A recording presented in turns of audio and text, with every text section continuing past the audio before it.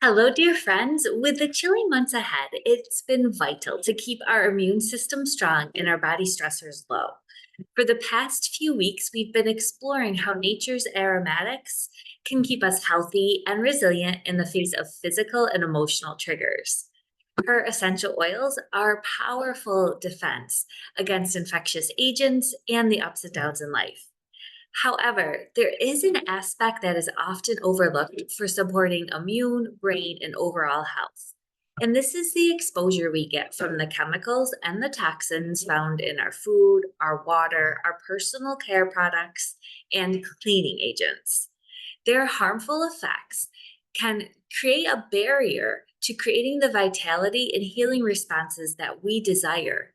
So, if we can decrease the impact of these detrimental substances, we can optimize our overall wellness and make our essential oils, supplements, and lifestyle interventions much more effective. So, in this clinical tip, I wanted to start reviewing a previous resource that I created on non toxic living. It provides an overview on how to clean up and green up our lives. Now, initially, swapping out our products for safer options can be overwhelming. Just the knowledge in of itself that we are swimming in a slew of chemicals can be kind of stressful. So, it isn't my intention to give you brain overload because we all know emotional health is just as important, if not more so, as physical health because the mind runs the body. So, what I've done is I've split up this topic into two parts, and I'm hoping that will help you get a better grasp of the concept itself and ease some of the trepidation that can happen when we opt to change certain things. So, in this first section, what I'm going to review is a background on the toxic environment and key points to keep in mind about that and how it impacts our health, how to nourish our bodies with clean and nutrient dense foods to decrease our total chemical burden, and how to take action without being overwhelmed. In part two, I will discuss safer consumer products and cleaning agents and how to purify our drinking water and just general ways that we can decrease the toxic exposures that we experience in our home because we do have control over our home environment, not so much what's going on outside. Okay, now as always, there will be links in the resource section for all of the studies and article references. So let's go ahead and get started. There's a tenet in naturopathic medicine to remove the obstacle to cure. And this is important in the therapeutic order of treatment. For example, you could have the perfect intervention to treat your symptoms or any disease process, yet if you are continuously exposed to toxins, their effects can block you from achieving lasting health. Furthermore, there's cumulative exposures. They have been found to increase the risk for chronic disease patterns. This ranges from things such as cancer, reproductive issues, metabolic dysfunction, diabetes, body size changes, and basically anything you can think of. So it's important to realize that not only can they create barriers, they can contribute to our health problems. So before we move on about what to do with that, with our first step, there's some key points to remember about environmental exposures. First, we're suffering the effects of living in a world full of unregulated chemicals, whether we know it or not. Your symptoms may be managed right now, but the underlying triggers of environmental exposures could be the missing link to the resolution of them completely, and or they could be contributing to more problems later down the road, even if it's silently. Second, there is an under-recognized economic and medical burden resulting from these resulting negative effects of these harmful substances. I just talked about that with the chronic disease patterns and how they're very stealth at how they impact us. Third is the fact that these toxins are ubiquitous and they persist in our body. Thankfully, there are natural means to help remove them and decrease their exposures. Fourth, we can't escape exposure to them. They're in our food, our water, cleaning products, and consumer goods. Hence, they're ubiquitous. But we do have the power, as I said, to decrease the accumulation of them and their impact. So, all of that being said, let's talk about how to start doing that. And that starts with our diet, how we nourish ourselves. Because as a naturopathic doctor, I uphold the naturopathic philosophy that food can be part of our medicine and that nature has healing potential and power. But when our nourishment is filled with toxins and chemicals, it makes it more challenging for our bodies to use the nutrients in our food for their intended purpose. So, we can enhance nutrient density and avoid substances that can counteract the benefits of nourishing our bodies and our minds. And I've come up with several suggestions for this. First, if possible, and I know this is a socioeconomic issue, but try to choose organic because it's about what's not inorganic more so than the nutritional content. And that means there's less pesticides, chemicals, and harmful ingredients. Now, if you don't have the finances to get organic, you want to look for as natural foods as you can, maybe even from local sources.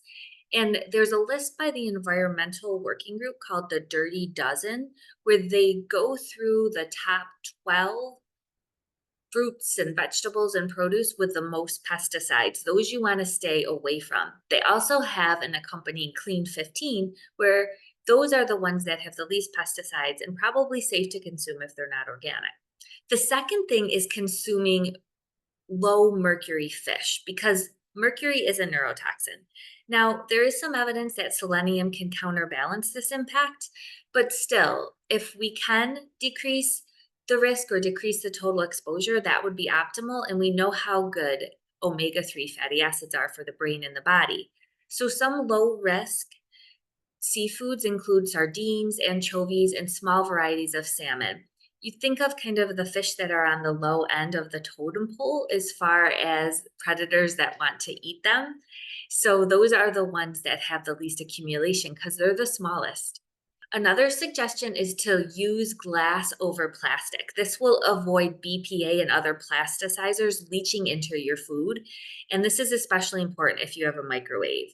These compounds are just not good for you, not good for your reproductive system, and have been linked to various issues, as I mentioned. You can add certain things into your diet to actually help your body detoxify and decrease the impact of these environmental exposures. For example, broccoli and cauliflower have compounds in them that enhance liver detoxification. They aid in hormone balance because they help the body get rid of excess estrogens. They assist with heart health, provide phytonutrients and fibers to feed the hungry and happy gut bugs. And we know our gut bugs also assist with detoxification.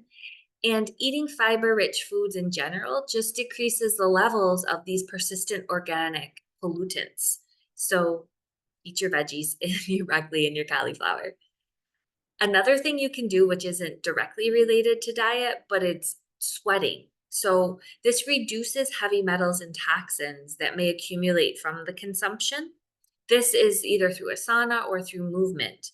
They've done studies that show when you sweat, you actually sweat out some certain heavy metals and toxins and pollutants.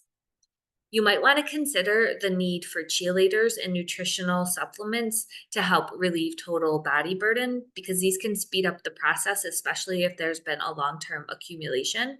Now, they don't automatically just you take them and you're detoxified. What they do is they help your liver and your gut and your organs of elimination work better so there's less burden on them and help them giving them the supporting nutrients they need to complete their ability to help your body detoxify and cleanse. So you want to check with your doctor about these binders and if they're right for you. A last tip, one of my favorites, is using essential oils in your cooking because they offer antioxidant protection and they also can help your body aiding in the process of promoting detoxification and protecting the cells. If your body has been exposed to different chemicals and toxins, you only need like a toothpick amount for like a full dish for a family of four, even a drop and that might be just too much. So you just need a little bit and they're powerful. So a little goes a long way. So that's where to start. I wanted to keep it kind of more condensed. This tip, the next tip might be a little bit longer and I'll go into more details, but start here. I know it can be overwhelming, but don't let the knowledge of these toxic exposures stress you out or scare you into taking accountability and responsible measures to protect you and your family. These interventions aren't meant to make you feel like you're controlled or change your diet or make you more anxious. They're really intended to promote healthy outcomes so that you can live with more freedom and not bogged down by body woes. And remember, you don't have to do anything perfectly. You can just take these facts that I go over in the next two tips in doable chunks. You don't have to water hose them, drink from the water hose. And you can keep things simple and start with one thing at a time.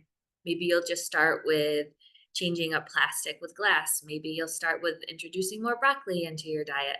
Maybe you'll start with looking at the dirty dozen and the clean 15 list.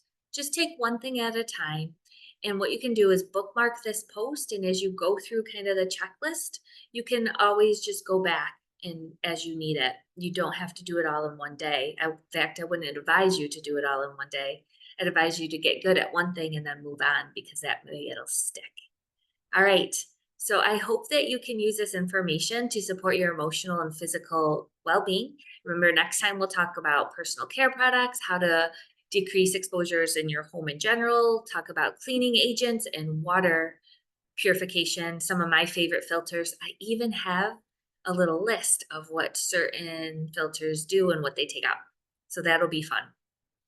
I hope again that you found this helpful and please share it with everybody because we all need to know this. And I'll have a link to the actual resource guide, which takes these two parts and it puts it all in one article. That'll be in the resource section. So make sure you check out the transcript in the video description. Okay, everybody, thank you for listening. And I hope that you have a beautiful rest of your day and that you take gentle care. And I'll be back real soon.